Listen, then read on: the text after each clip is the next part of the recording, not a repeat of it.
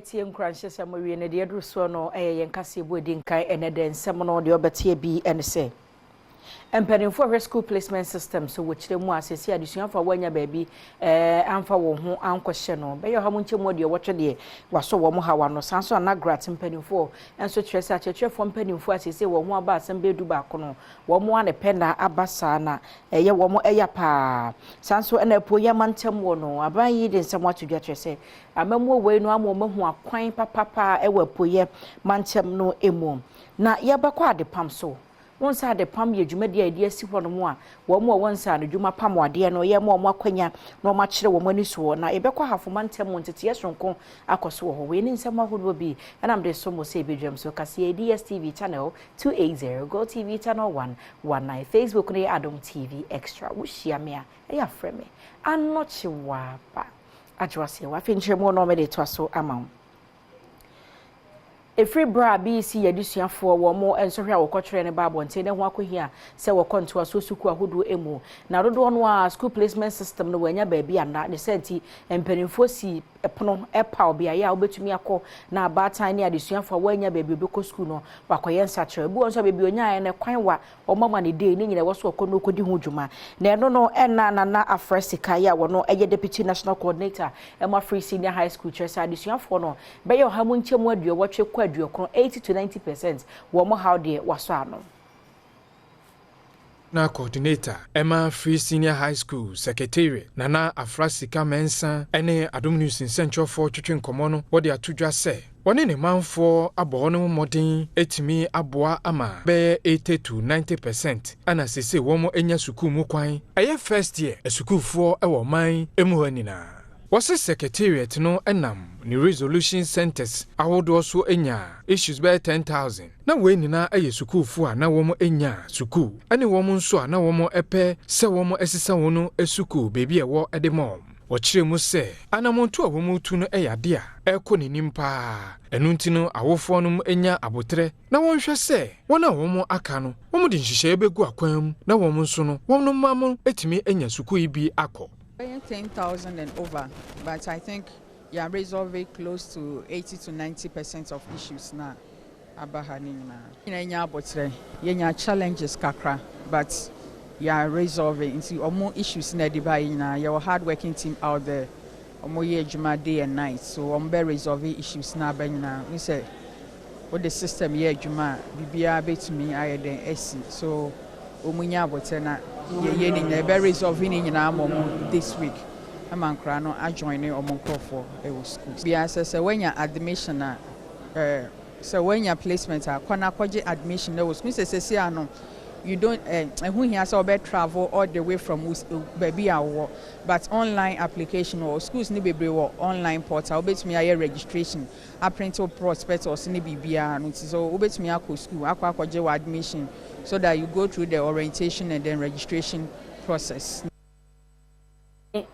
Titina ni ma akyerɛkyerɛfo nkabuko baako National Association of Graduate Teachers etwenity ase na grat eyo panyi Angel Kabuno na ɔkyerɛ mu a akyerɛkyerɛfo mpanimfo du baako ya wɔ ho aba asɛm sɛ oh my God na ban no wɔ mo krata ahodoɔ nneɛma ɛwɔ sɛ adesuafo etoko school ba abɔnten no wɔ mo fa akyire ton nneɛma ahodoɔ bi ani sa krata no so ama wɔn mo a wɔ ma ekɔ school no na no panyi ni kyerɛ sɛ deɛ yɛ kɔ ne deɛ ntwa yie kura san sɛ akyerɛkyerɛfo mpanimfo deɛ na wɔse wɔyɛ ane sɛ wɔdi aban ɛnhyehyɛ yɛ so nneɛma ahodoɔ bi aban no nka asɛm nto no ɛwɔ sɛ wɔtwe wɔn ho firi ho na wɔantwe wɔn ho afiri ho nti ɛna akɔfa sɛ ne mguasie yi abrɛ wɔ no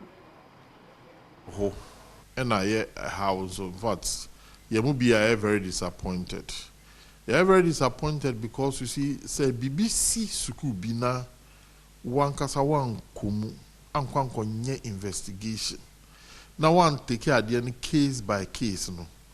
na ude information be to public to say ebia nipa no ayem from so because yeah kind headmaster na headmistress ni din eda public headmaster na headmistress ya discussing or radio so television so ebusianfo aye there worry bibia ne din ni pictures ni bibia at the public ma headmaster bi enye enkotina radio so nkan so sikana ese abandi ban aban fan buy sa headmaster so banya asem why you know say true say sikana ese eba no enyambai ana ambantem ana ebaye nso no sika na ese eba no amba we all know one say se de menhu ne say aban air force so amongfo be mu say o me dey free senior high school baye no awofo antua kapre against reality na ewo school mu ho I say you solve it on daily basis. These two things are in conflict. But let me tell you, headmasters need headmistresses be brave or we need J. Because running the schools these days are very, very difficult. Your rations are set a year. But the way it is going, it is not to the benefit of education. Now me after ene say me yeti say headmaster B as a charge bibi or the initiative power my interdict no yen be joining Ghana Education Service no to push the headmaster out after today. Nye ko sui Yemfi wone yenkwa ahoden de ensem emo Dr. Kwabena Donko de ensem bi betudwa e kire se opanyine buache agya kon na no ada enkrata bi ana wo se wosensan se wo hwa ahoden de ensem so no wa manani yankọ ho ye na ode ne nsasha se wi asese deadment debt e kaya abeda aban so enye sikakuma na wabra asem ne ba ye no wa na buache agya kon so sansam yi ene e waka so so mu enye ye ono so betutu bi e de mane Dr. Kwabena Donko na se Dr. Kwabena Donko asa ba bonche kire se sansam no kan ye no owonyina so nim de ntia ode sansam ne tuja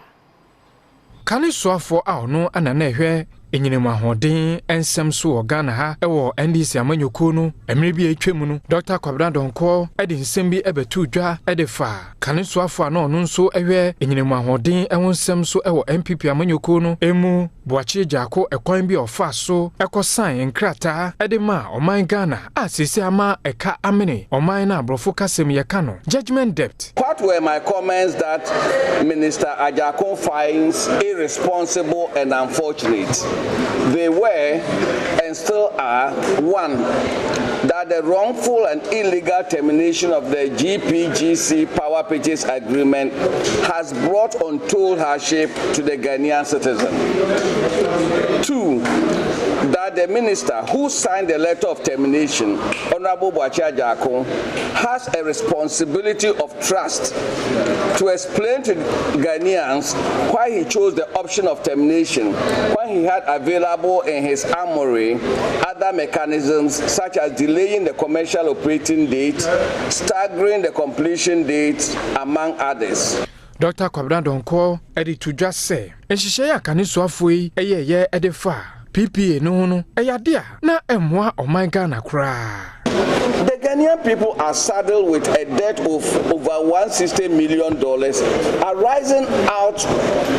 of a letter of termination you signed. Unless you were ordered to sign contrary to your good conscience, you cannot be exempted from being asked by the good people of True East and of Ghana about the laws. Calling me irresponsible does not obliterate the fact that an international arbitration panel found your handling of the termination wrongful. While I have great admiration for you as a person and as a banker, your handling of the termination left much to be desired. Yemfi yo my Ghana marche bedwafie ne nko eyepoye mantem no ne soafo Honorable Seth Kwame Echampon wo se epoye mantem afi mu no na hwemu a 991.4 kilometers eye kwan a na wapoye mantem ehiansiesie na aban ya bode homode di mu 529.7 kilometers e na ama contract yo betumi akase sa 529.7 no se mu 299.19 de wo mo aye wie November bosumi ate won se afi ho kire se aban ni aban ye oba poye mantem akwan papa wo mwenye bi pa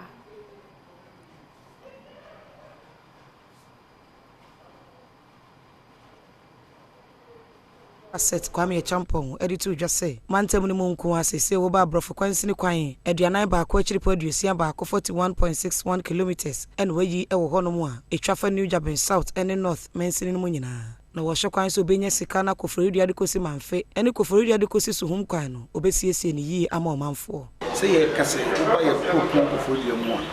yɛ asfalto valley se yɛ miam ya bebre ya wo ko dwabe fufu watifi a yɛ fiase de asokore ne yɛ ɔyɛ kususu a ya hyase a ɛwɔ soso yɛ yo akran wɔ mani kasɛm ne sɛ ne nyinaa no ɛyɛ aban man yɛ wɔfa so pɛ sɛ ekropon no ɛno soso ɛdanso na egyina na na so sɛ ekropon ne nyinaa ɛyɛ hyehyɛ pa a bare dia man yɛ wɔkran bebree soso a ehia ɛwɔ sɛ ehwɛ ne yɛyɔ ɛne mpani ɛde ato mpani ani nanso osan kyerɛ mu sɛ kwanhyie si ɛwɔ mantemu no mu no ɛyɛ ne ha no ne senti ɔne kwan so dwodwo mpanimfoɔ ɛhwɛ nhyehyɛ yɛ a wɔbɛyɛ sɛ bɛyɛ nkwanhyia so bɛte ɛwɔ apueyɛ mantemu firi abosomi a edi kan no bɛpem abosomi bi no ebu nkuntaa no nipa a yɛhwere wɔn mu wuyɛ firi kaa kwanhyia mu kwan yɛ ahasa ne aduanan na kaa kwanhyia si afi saa abere na no soso no ɛyɛ apem ɛne ahanu aduonu nan na saa apem ne ahanu aduonu nan yɛ kyerɛ nipa ebraeɛ ɛyɛ mpem mmienu ɛne ahannan aduoson nan na di ɛyɛ nkontobo etudwa esan sɛ yɛde to nsɛnyɛni a afrasɛ ɛne afi na yɛhwɛ afi deɛ wɔ mu sɛ yɛhwere akra ne nkwan dodo deɛ nanso na ɛyɛ ɛsene afrasɛ deɛ Yanko Public Utilities Regulatory Commission, the PURC, no, Wadom Akache, na database management system phase 2, no one more power on tomorrow and crap promo. Was it about a and say, share one more, a ton of buying so one more to, one more ton in a mahmoud, one more to, and your more far bear for 10 and feed the council or medicine Jumano, Sebe Yombe Huno or Mount Ford Dueto, one more do Juma, or motor yedi, another door send a science or motor for, and answer or more and simply Sabine complaints and would be a what the afasa be for tintin fi di kwanso abusa sabia mpanimfo behunu sade PRC dwubadi ahodo nyina ekro database management system Public Utilities Regulatory Commission for the Abbey afimpiri ne aduonu baako ene ode baaye na saa fidie yi eboa ema oboaboa enipadodo ene wo mudi nsa wosoa no ehye ne ma woto ne bo ehawe wo ho ene de woso wo ya wode eboa ne yie sesei wasese mane kɔ nanimu a PURC kyerɛ ebeboa amadwuma wo ye no etimi akɔ wano Executive Secretary ya woda PURC ano Dr. Ishmael Aka who submit complaint so a unya the brony no identification number da bia no tumi de ba e be kyerɛ sɛ o me de complaint we ba me number ni ahwɛ a resolve ama nti aboa ma complaint utumi complaint easy and etumi so resolve ne quickly so ma na phase 2 no the person and say ye link your system no to the system of utilities no na pembebre no utilities at the data brain no mo de ba ayeye ne kwan bia ye fa so hwe se data no kra ba no sabio no kra ana sa sanity ono ye ba ko at times so se data no se ba e bia march a ugbo se bia 2 weeks later na ba sa ba fu dwumadie yi African Development Bank enam Korean African Cooperation Trust Fund so eboa wo hye kwan se eka adwumako ne bo nyina no obehwe no wate so country manager woda AFDB ano Jerusalem Fasika ene Adom kase etwetwe enkomo project that was a project amounting about $38 million. We also work together with the Ministry of Energy as an implementing entity of the project. This project has also enabled to increase access to reliable and quality of electricity services. So briefly, this is what the bank is doing. Our country strategy is ending this year.